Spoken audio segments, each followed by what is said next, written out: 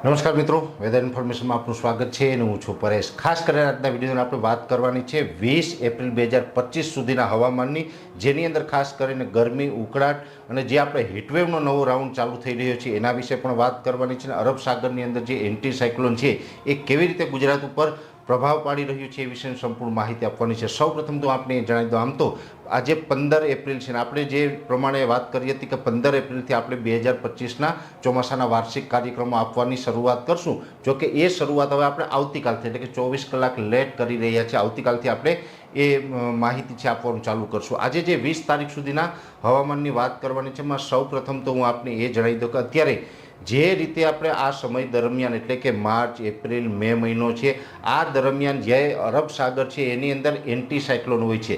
જ્યારે cyclonic circulation હોય છે એ ઘડિયાળની વિરુદ્ધ દિશામાં ફરતું હોય છે, જ્યારે એન્ટી સાયક્લોન છે એ ઘડિયાળની દિશામાં ફરતું હોય છે। જ્યારે ઘડિયાળની વિરુદ્ધ દિશામાં જે હવાઓ ફરે છે ત્યારે લો પ્રેશર સિસ્ટમ બનતી હોય છે, પણ જ્યારે એન્ટી સાયક્લોન એટલે કે ઘડિયાળની દિશામાં હવાઓ સમુદ્રની અંદર ફરે તો હાઈ પ્રેશર બનતું હોય છે અને હાઈ પ્રેશરને કારણે વાદળો છે વિખાઈ જતા હોય છે। અને ગુજરાત ઉપર જે અત્યારે પવન આવી રહ્યા છે એ એન્ટી સાયક્લોનને કારણે સૂકા પવન આવી રહ્યા છે અને આ પવનો છે એ 20 તારીખ સુધી આ રીતે જ આવવાના છે। જો કે એન્ટી સાયક્લોન છે એ 20 તારીખ પછી પણ એ તો ત્યાં કન્ટિન્યુ જ રહેવાનું છે, પણ અત્યારે જે પવનો આવી રહ્યા છે એ પવનો છે એ થોડાક સૂકા એટલે કે ગરમી ઉકળાટવાળું વાતાવરણ છે એ 20 તારીખ સુધી આપણે કન્ટિન્યુ જોવા મળશે।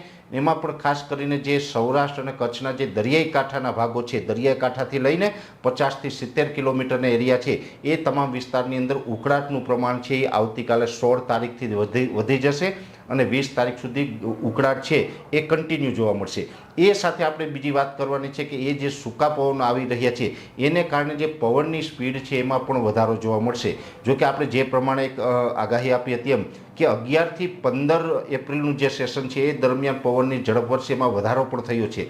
હજુ પણ આ પવનની જે ઝડપ છે એ કન્ટિન્યુ રહેશે। બની શકે કે અત્યારે જે 20થી લઈને 25 કિલોમીટર પ્રતિ કલાકની ઝડપે પવન ચાલી રહ્યા છે એમાં હજી પણ કદાચ 5 પોઈન્ટનો વધારો થઈ શકે છે, એટલે કે 25થી લઈને 30 કિલોમીટર પ્રતિ કલાકની ઝડપ પણ પવનની થઈ શકે છે, 5 પોઈન્ટ વધી શકે છે। આવનારા 5 દિવસ હજુ પણ પવનની ઝડપ છે એ વધેલી રહેશે અને પવન છે એ એકદમ 25થી લઈને 30 કિલોમીટરની ઝડપે ફૂંકાવાની શક્યતાઓ છે અને એ પવન પણ ખાસ કરીને સૌરાષ્ટ્ર, કચ્છ અને ઉત્તર ગુજરાતના ભાગોની અંદર આ ઝડપ વધારે રહેશે। મધ્ય ગુજરાત અને દક્ષિણ ગુજરાતની અંદર હવે પવનની સ્પીડમાં સામાન્ય ઘટાડો થશે। એ સાથે જે રીતે આપણે 11થી 15 તારીખ દરમિયાન હીટવેવમાંથી રાહત મળી હતી, તાપમાનમાં ઘટાડો નોંધાયો હતો, પણ હવે આજે 15 તારીખથી ફરીથી પાછું તાપમાન ઉંચકાયું છે અને હજુ 20 તારીખ સુધી આ તાપમાન આપણે ઊંચું જ જોવા મળશે। જો કે 20 તારીખ પછી પણ તાપમાનમાંથી રાહત મળવાની કોઈ સંભાવનાઓ નથી, પણ ખાસ કરીને 20 તારીખ સુધીની વાત કરવા જઈએ તો એવરેજ ગુજરાતનું તાપમાન છે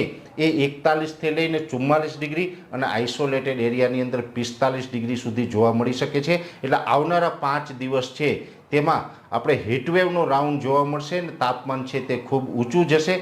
જેમાં ખાસ કરીને જોવા જઈએ તો સૌરાષ્ટ્રના સુરેન્દ્રનગર, રાજકોટ અને અમરેલી વિસ્તારો એવા છે કે એમાં લગભગ 44 ડિગ્રી પ્લસ પણ તાપમાન થઈ શકે છે। 44.5થી લઈ અને 45 ડિગ્રી સુધીનું તાપમાન જોવા મળી શકે। બાકીના જે સૌરાષ્ટ્રના વિસ્તારો છે એમાં પણ એવરેજ 41થી લઈને 44 ડિગ્રીની રેન્જમાં તાપમાન નોંધાશે। એ સાથે કચ્છના વિસ્તારો છે એમાં પણ એવરેજ તાપમાન ઊંચું રહેશે। જો કે કચ્છના વિસ્તારોની અંદર દરિયાકાંઠાના ભાગોની અંદર થોડુંક તાપમાન કદાચ નીચું રહે 1થી 2 ડિગ્રી, બાકી ઓલ ઓવર તાપમાન ઊંચું રહેશે અને કચ્છની અંદર પણ ભુજ, ભચાઉ અને કંડલા જેવા વિસ્તારો છે એની અંદર આપણે 44 અથવા તો તેનાથી પણ ઊંચું તાપમાન જાય તેવી શક્યતાઓ છે। ઉત્તર ગુજરાતમાં પણ મુખ્યત્વે તાપમાન ઊંચું જ રહેવાનું છે, પણ સૌથી વધારે અસર છે ઈડર, હિંમતનગર, મહેસાણા, પાટણ અને પ્રાંતિજ જેવા વિસ્તારોની અંદર જોવા મળે, ત્યાં તાપમાન 45 ડિગ્રી સુધી જાય તેવી શક્યતાઓ છે। અને મધ્ય ગુજરાતમાં પણ અમદાવાદ, ગાંધીનગર, કપડવંજ, વિરમગામ, સાણંદ સહિતના વિસ્તારો છે, આણંદ, નડિયાદ સુધીના વિસ્તારો છે, તમામ વિસ્તારો મધ્ય ગુજરાતના છે